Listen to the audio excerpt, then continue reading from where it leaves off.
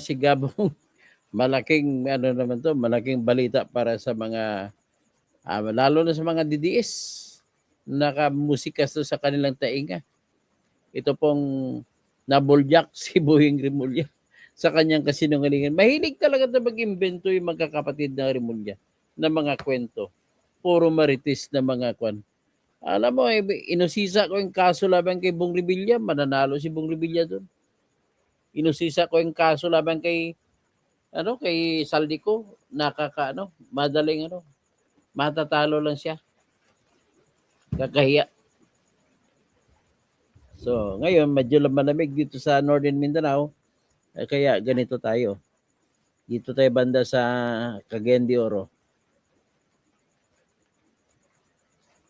So, sabi ni Lalaine Torrenuevo, God bless. God bless din po. Ito po, palabas na natin po ang ating palabasin. Una, ipresenta ko muna sa inyo yung sinabi ni Rimulya. Pagkatapos, ipresenta ko sa inyo yung pag-deny naman ng abogado ni Saldico. Kakaya talaga. Kung gusto niya palabasin na nakikiusap do si Saldico sa kanya. Ang katotohanan, wala man. Hindi natakot si Saldico sa kanila. Yun. Pakinggan natin. Pakinggan natin si Rimulya sa kanyang katarantaduhan, kasinungalingan.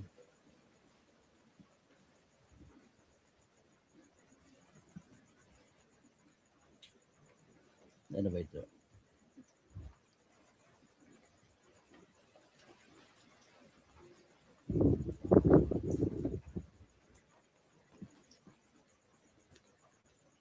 Dito.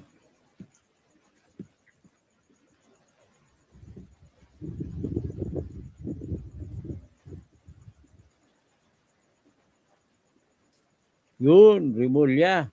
Pakinggan natin si Rimulya. Nakakaasar ng mamang ito. Parang kamukha na siya Chiquito, yo. Tapos, sir. At meron daw kaibigan si Saldico na pare na kasama sa kakausapin natin. Mm-hmm. Meron kaibigan si Saldico na kasama sa kakausapin namin. Bakit? Para saan? Yeah. Tapos, sir, you asked for... Kasi nanggaling daw si Saldico sa seminaryo noong araw. Mm-hmm. He was a seminarian. So, yung classmate na naging pare, yun ang nag-broach ng idea. Pero, kayo ang gusto nyo kumausap kay gusto nyo kausapin si Saldico. Ano kayo ninyo para isalba si BBM? pangatlo na itong kausap ko parang third source na. Mm-hmm. Pangatlong tulay na yun. Mm-hmm. So mukha talagang nakikipag-ugnayan para Hindi ko makapunta alam. sa inyo? Sa akin kasi, kung pwedeng pag-usapan na. Kasi... Pwede pag-usapan na. Natatakot kayo kay Saldico, yan ang katotohanan ng buhay. Ano to limitadong oras natin dito dapat matapos kagad yung... Kasi gusto nyo, bawiin ni Saldico ang kanya mga nilabas sa Facebook. Okay ito buksan natin yung mga nilabas niya sa Facebook para ma-remind tayo. Itong mali-malitang mga pagnanakaw na ginawa. Hindi ko talaga makakalimutan ito. Sa mata ko bilang isang trial lawyer na expert, ang ebidensya na po na yun ay sapat na para sabihin na may preliminary, pwede na magkaroon ng probable cause. Antay na lang na dumating si Saldico. Kaya ito, tingnan natin. Tingnan natin si Saldico. Itong kinatatakutan kasi sila ni Rimulya Ipakita ko sa inyo.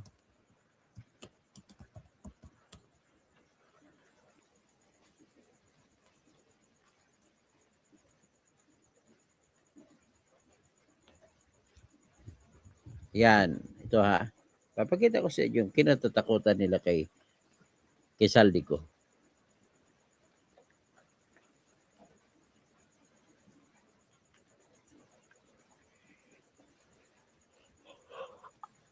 Ito po mga mali-malitang pera. So, ipasok muna natin itong mali-malitang pera. Huwag na yan si Boying Rimulya, kasawa ang mga mukha niyan. Di naman pugi. Ang pugi lang na Remulla, yung si Kwan, John Vic, na boyfriend ni Kukak.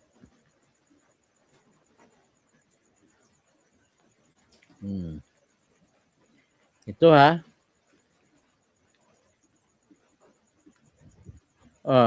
Ano to? May 1, 2024, 1 billion. Ha? Bantayan natin yung March na bagang ginamit na bago lumipad si Duterte. Paano ba ito?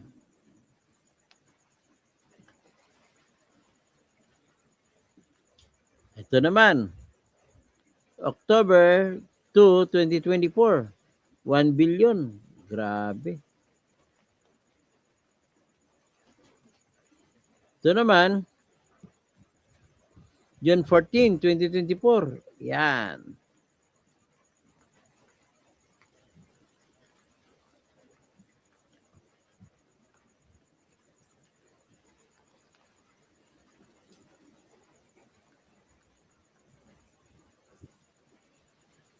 Yan. Ito naman, November 29, 2024, 1 billion again.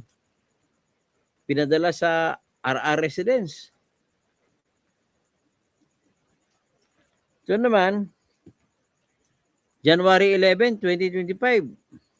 Malamang ito ginamit pang palabas ng, kasi nilabas ang warrant. In-apply ang warrant February 10 eh. Nilabas March 7. So malamang ito ginamit sa binigay sa mga prosecutor para mag-file ng warrant of arrest laban kay Duterte. To December 14, kasama rin ito sa pinadala, no? 5 luggages, 250 million. Kasama rin ito sa ginamit pambili ng kinurap talaga ng Trillanes yung mga judges. O ito, July 16, 2024, cash out. 1 billion delivered to Romualdez residence. Ito, 500 million delivered to Romualdez residence.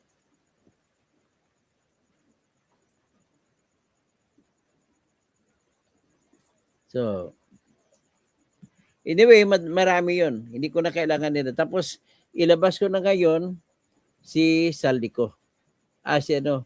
Abogado ni Saldico. Na, ano bang sinabi nito? Pinabulaanan yung sinabi ni Remulla. Saan ba yun dito?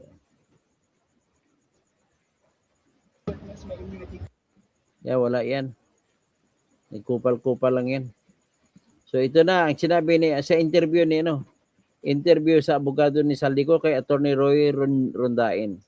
Magaling si Attorney Roy Rondain, bilib ako sa taong ito.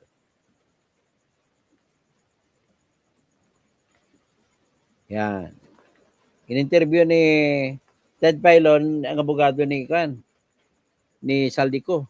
Pakinggan natin. Kayo, kumusta po kayo? Okay naman. Kayo ho ba'y nanggaling sa abroad? Inyo ho bang napuntahan si Ginoong Saldico? Hindi, nagbakasyon lang ako with my wife. Okay. That's good. Wala ako sa Sweden. If that's your question. Sa Portugal po. I wish. Wala rin ako sa Portugal. Okay. Sa sa Italy lang. Okay, sige. Wala ba doon sa Italy si... Wala. Kung nandun man siya, hindi kami nagkita. Okay. I Nasaan... wanted to keep it strictly a vacation. Apo. Yes, sir. Nasaan po ngayon ang inyong kliyente, attorney? Hindi ko pa rin alam, Ted. Obviously, he was in Stockholm for a few days kasi meron siya mga pinanotaryo, di ba? But before and after that, hindi ko na alam. Ayoko tanungin eh. Opo, okay. Naunawaan po namin. Sige po.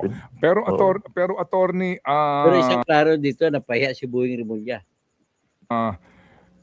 Kung hindi nyo po alam kung nasa saan siya, at pagkatapos nakapagsumiti siya ng isa pong affidavit galing po sa Sweden, papunta po sa Supreme Court, opo.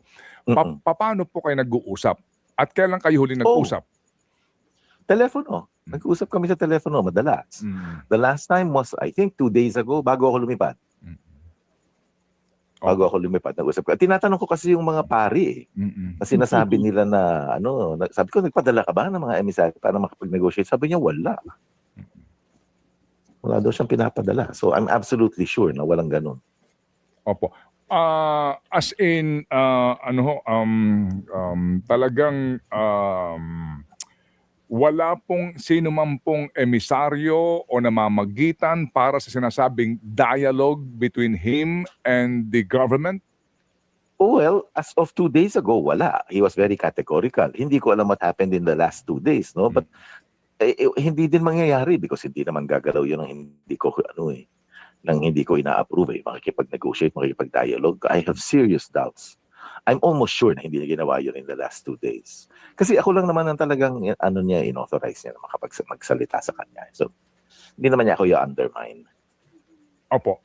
Attorney, nakapanayam namin si Mr. Mike Defensor, si former congressman, Secretary Mike Defensor. Okay. Sinabi niya, sinabi niya, meron din daw pong intermediary na kaya naging dahilan para makausap nila si Zaldico at yung willingness nito na mag-testify kahit na po sa pamamagitan lamang ng ng Zoom kung sakasakali magkakaroon ng House hearing sa impeachment. Okay. Alam ko yan kasi kinausap ako ni Mike dyan. No? Sabi niya, willing ba yung si Saldi mag-testify sa impeachment? Sabi ko, I don't know. That's not high in his list of priorities. So yun, nasabi niya sa akin yun, sinabi ko kay Zaldi yun, at sinabi din ni Zaldi, hindi naman yan high in our priorities. Now, let me qualify that. Hindi ko alam kung nag-usap sila after ng conversation namin. Okay. So hindi niyo makumpirma yon kung totoo nga na nakadirekta itong si Mike dito po sa inyong kliyente? Hindi rin. Kasi hindi nga high in his priorities. So at least yung kay Mike Defensor, kinonfirma ni Attorney Roy Ronday na totoo. Ko rin masyadong binibigyan ng pansin. Opo. I don't mean, ayaw ko pansinin. I mean, hindi rin, wala rin sa priority list ko. Alright. So ito hong inyong kliyente, ano po yung nilalaman sa kanyang affidavit basically po, Attorney Roy? Anong affidavit? Doon sa yung kanyang sinumpaang salaysay na na-execute sa Sweden. Okay. Sa Supreme Court kasi, or pagka mag-file ka ng initiatory pleading anywhere, especially sa Supreme Court, meron ka dapat na-attach na verification and certification. Sinasabi mo sa korte na ako yung petitioner dito, ako yung plaintiff, ginawa ko itong petition na ito, tapos lahat ng sinasabi sa petition na totoo. Basically, under oath lang, ginagawa mo under oath yung plea. Yun lang. Wala naman masyadong factual arguments or factual statements doon sa affidavit na yun kasi puro procedural. Okay. Opo. So basically wala pang storya doon. Opo, kumbaga basically po yung kanyang affidavit lang ay pagpapatotoo na yung kanyang petition sa Supreme Court sa kanya mismo nang gagaling. Correct. Okay. Opo. Tama ka. Opo. Ano ang laman po ano ang inyong prayer sa Supreme Court po, Attorney? Naku, mahaba. Kasi ang basis noon is yung minadali ning ombudsman yung pag-investigate at pag-file, no? Na hindi nila sinunod yung regular procedure ng preliminary investigation. So ang dami naming grounds, mga 6 yata o 7 na hinihingi namin sa Supreme Court, i-annul nyo yan. Kasi illegal yung ginawa ng ombudsman, may undue haste. Pagkatapos wala namang probable cause, pinilit nila i-file pa rin kahit na walang probable cause. Hindi ko ma-discuss masyado, Ted, kasi yes. nagbo-border tayo ng subidiche, no? But I'm trying to quote yung prayer namin as best as I can. Opo, yes sir. Pero hindi ho ba ang kaso ngayon ng inyong kliyente, may pending siya sa Sandigan Bayan, right? Ito po Correct, yung... tatlo. Opo, sa Sandigan Bayan. And then meron pa siyang pending sa DOJ. Hindi ko alam yung DOJ. May narinig ako na nag-preliminary investigation daw sila. Again, wala kaming notice. Hindi nila pwedeng sabihin na wala siya dito at hindi nila mapadala sa bahay because ako yung possessor ng bahay. Hawak ko yung susi at may instructions ako dun sa guards na tanggapin ang kahit anong papadala ng gobyerno. I don't think pinapadala nila. Here we go again, as I like to say. Opo. So, Attorney, yung pong inyong kine-question ay yung particular na nangyayari ngayong hearing against your client sa Sandigan Bayan. That's right. Okay. At ang Yung Sandigan Bayan muna. nais nyo po ay ipahinto ito basically po, anong gusto niyo mangyari? Pinapa-annul namin yung resolution ng ombudsman. Pinapa-reverse namin yung finding probable cause. Kung i-grant yun, mawawalan na ng basis yung kaso. Of course, ang may control pa rin yung Sandigan Bayan. Ano? Pero we'll get there. Kung sabihin ng Supreme Court, ombudsman, Okay. i-annul mo yan. Mag-file ka na motion to withdraw yung informations. Nasa Sandigan Bayan pa rin yun, whether to grant or deny it. But at least we're halfway there. Okay. Nagtakda po ng Feb 11 hearing ang Supreme Court, di po ba? Hindi ko alam. Meron ba? Feb 11? May nabasa ako. Parang ganun. Hindi, wala pa ako kay notice. No. Wala akong notice. Parang deadline to file. And wala akong notice ng hearing. Okay. Ano ang effect nito na pending the resolution of the Supreme Court sa inyo pong petition doon sa existing kaso sa Sandigan Bayan, doon sa due process? Wala pa naman kasi hindi naman implemented ng Sandigan Bayan. Wala pa kaming action on the Sandigan Bayan. Kaka-declare lang na fugitive siya ng Sandigan. I think one of them. Pero meron pa may mga remedies pa yon. Hindi pa namin nagagawa. Hindi pa namin ginagawa yung mga remedies. May mga iba pang pwedeng remedies. Oo. Kayo ho ba ay humaharap na sa Sandigan Bayan? Hindi kami i-recognize. Kasi dineclare nga ako ng fugitive siya. Pwede ho bang mangyari na matitigil yung paglilitis sa Sandigan Bayan, sa kaso ng inyong kliyente habang hindi pa nare-resolve ang inyong petition sa Supreme Court? Pwede naman, in the realm of possibilities, but I don't think mangyayari yun. Kasi nga, hindi nga implemented Magaling yung abogado Sandigan ni Bayan sa Sandy. petition, yung ombudsman lang. Okay. So, wala. Hindi naman kami humingi ng TRO against sa Sandigan Bayan. Okay. Sige po. So, walang basis pa. Opo. Reaksyon po ng inyong kliyente doon sa binabanggit din po ni Ombudsman na kinakailangan magsole. Narinig ko kung tamang pagkakaunawa ko, pati si DILG Secretary, no? Na kinakailangan muna magsole ng ilang bilyong piso ang inyong kliyente bago man lang 57 magkaroon. billion. Opo. 57 billion yata. Yeah, So, opo. minention $1 nila, billion, $1 billion. no? Opo, go ahead, sir. Hindi ko alam kung saan nila kinuha yung number na yun. Kasi ang involved doon sa Sandigan Bayan is something like 200-300 million lang eh. Hindi ko alam kung bakit naging 57 billion all of a sudden. Number two, hindi naman kami humihingi ng negotiations. So hindi ko alam kung saan galing na mag-i-impose sila ng conditions. Sila humihingi siguro ng negotiation. Ngayon lang ako nakakita ng nagre-request na mag-i-impose ng conditions. Kami wala kaming request maki-meeting sa kanila. Opo. Pero yung pong ano ang inyong legal doon thinking po sa restitution first bago po ang restitution Ted presupposes na may kinuha ka eh. Restore, di ba? Ang root word niya is restore. Ano i-restore ni Saldi? Di ba? 57 billion. Saan ba galing yung 57 billion na yan? Invento yun eh. Hindi ko alam kung saan nila kinuha. I'd like to know kung ano yung math nila doon sa 57 billion na yun. Yung Yung sinasabi po na kasi 'di ba if you recall ang inyo pong kliyente naglabas po ng mga video statement, di po ba? So doon kanya meron siyang mga nakolektang pera. Galing supposed to be itong collection na ito sa mga contractors? Kung hindi niya dinetail yun. Sinabi lang niya, nakuha niya na, in fact, sabi niya sa insertions, hindi ba? Yes, sir. Sorry, or sa net. I'm not sure anymore. Hindi ko alam kung saan niya kinuha yung pera. But, ang important, hindi pala na yung source, no, Ted? But, ang important, sinabi niya, dineliver niya. Hindi niya binulsa. So, hindi din yun ang pwede maging basis ng 57 billion na sinasabi nila. Opo, dineliver niya yung pera. Hindi niya ibinulsa. Correct.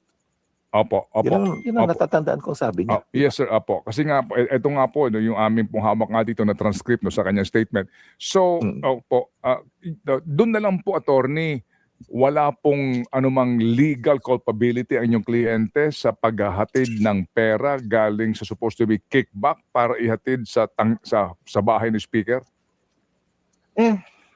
meron sigurong negligence or whatever, but it's Mm. certainly not enough to make him liable for 57 billion. Opo. Sa prinsipyo po ng conspiracy, kasi kung kickbackan ang pinag-uusapan Ako. dito, ikaw yung kumulekta.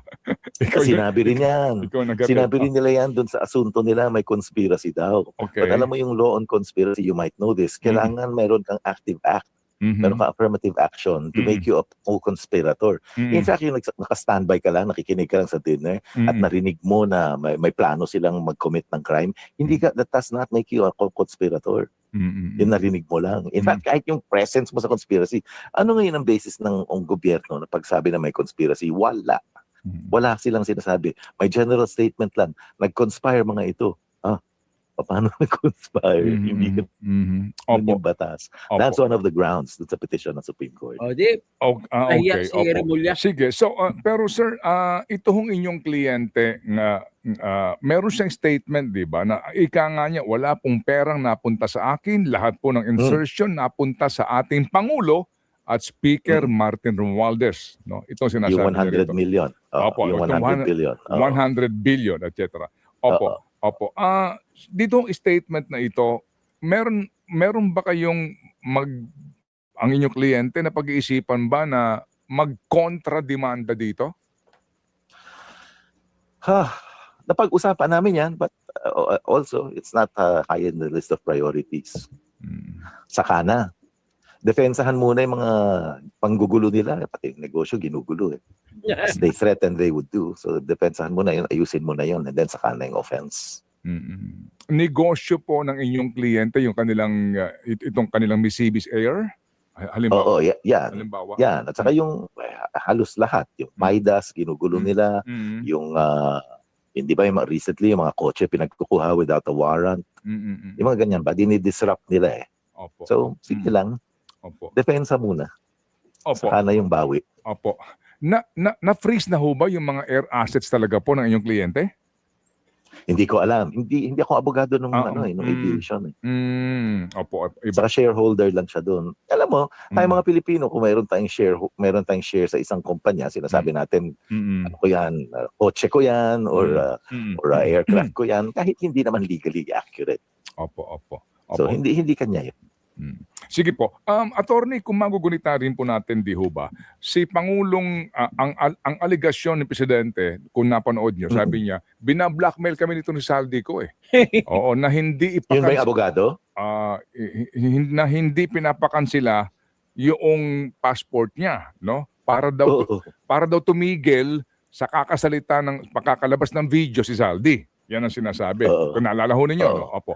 Ngayon, abogado daw. Opo. Ang gumagawa nun. Opo. Hindi ho kayo yun. O kayo yun. Hindi. Okay. Nababaliw ba ako na iba-blackmail ko sitting president? Sino ba naman ako?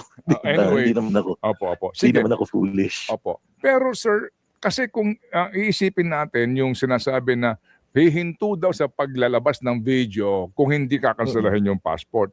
Pero parang nangyari naman na hindi na po naglabas ng video ang inyong kliyente, although na-cancel yung passport, pero mukhang tumahimik yung paghahanap sa kanya, parang may something. Hindi. Tumahimik siya. In fact, tumahimik siya before na-cancel. Cancel na yata yung passport. I'm not sure about the timing. Pero are you saying na nag-deal sila secretly? Again, I have serious doubts kung makikideal siya with the government secretly. In fact, hinahanap nga, pinepersigi nga ni Secretary Remulla, SILG. So, I don't know. I have serious doubts na meron siyang deal. Opo, kasi maari, sorry po, ito medyo lang, yung duda ng iba, baka naman po press release lang yung kunwari hinahanap ang inyong kliyente, pero the truth is, totoo itong sinasabi na ayaw siyang pauwiin ng presidente at maging ni Speaker Romualdez kasi nga pag umuwi siya, sabit silang lahat. Sinabi niya yan. Initially, di ba? I think yes, sinabi niya yan sa video na huwag kang uuwi dahil we will take care of you. Yung sabi niya. Oo. But Walang deal after that. Alam mo Ted, ang hirap nung hindi plausible yung sinasabi na may deal eh. Oo. Kasi hindi naman presidente, hindi naman palasyo ang may control dun sa passport cancellation. Mm-mm. Yung Sandigan Bayan ang gumawa nun. Mm-mm. So kahit may deal with the palace, Mm. hindi mo pwedeng utusan yung Sandigan Bayan na gawin mo ito, huwag mong gawin ito. Mm. Unless sa sinasabi nila, kaya ng palasyong Sandigan, I doubt it. Inutusan nila, Kasi so, Tony. why would he deal with the palace Mm. who has no power to grant what he's asking for? Mm. Di ba? It doesn't make sense. Ano ho pa talaga ang inyong kliyente? Mayroon ba siyang Portuguese passport? Hindi ko alam. Hindi ko alam kasi kung tanungin ko yan, meron na akong half confirmation in my mind na nasa Portugal siya. Di ba? It will give me a hint and I don't want a hint. I don't even want a hint. Oo po. Kasi, well, siguro yung iba nakikinig ngayon sa amin, parang baka po hindi naniniwala na hindi nyo alam kung...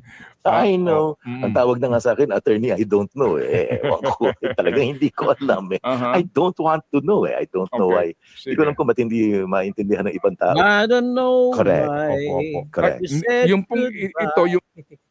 Gano'n naman talaga, kahit akong abogado, hindi ko talaga sabihin kahit na nakausap ko. Yan naman talagang diskarte. So anyway, hanggang dyan lang muna tayo at babae na natin itong what is important is na patunayan natin na nagbebendalo na naman si Boying Rimulya. Nagsisinong nabuljak sa tuloy ni Attorney Roy Rondain.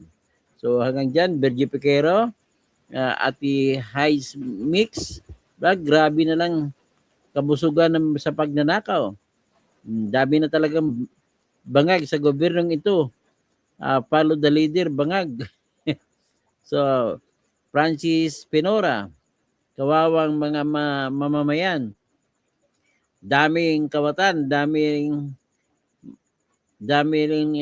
bendalo, grabe. Si Kimils Bacol, grabe itong government ni Bangag. Ginawa bubo ang mga Pilipino. Oo nga. Tapos si Ate Highs Mix Vlogs, Lalaine, Toro Nuevo, sino pang si Bergie Piquero, dami na talaga. Okay, hanggang dyan na lang po. At balik kayo, may bago naman ako ipakwan. Ito naman po, from Shumai King to Flood Control King. Ang sunod ko na topic. In 5 minutes, meron na tayo.